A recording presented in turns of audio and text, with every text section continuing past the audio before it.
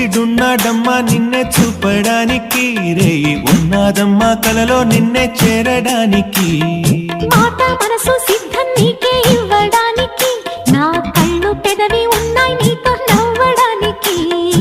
ఏనాడు చూశాను రూపురేఖలు, ఆనాడే రాశాను చూపులేఖలు. ఏ రోజు లేవమ్మా ఇన్ని వింతలు, ఈ వేళ నా ముందు ప్రేమ పుంతలు. ఏడు వింతలను మించే వింత